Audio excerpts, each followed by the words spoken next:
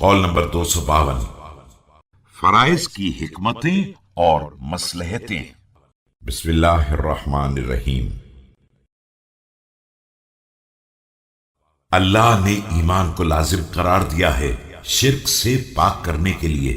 اور نماز کو واجب کیا ہے غرور سے باز رکھنے کے لیے،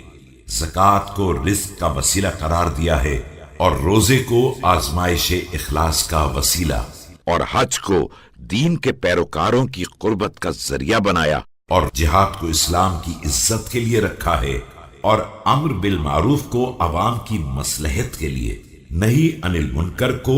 بے وقوفوں کو برائیوں سے روکنے کے لیے واجب کیا ہے، اور صلہ رحم عدد میں اضافے کے لیے، قصاص خون کے تحفظ کا وسیلہ ہے، اور حدود کا قیام محرمات کی اہمیت کے سمجھانے کا ذریعہ،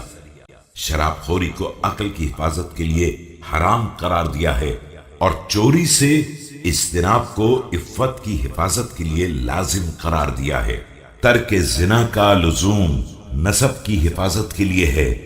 اور ترک رباط کی ضرورت نسل کی بقا کے لیے ہے، گواہیوں کو انکار کے مقابلے میں ثبوت کا ذریعہ قرار دیا گیا ہے، اور ترک کذب کو صدق کی شرافت کا وسیلہ ٹھہرا دیا گیا ہے، قیام امن کو خطروں سے تحفظ کے لیے رکھا گیا ہے، اور امانت کو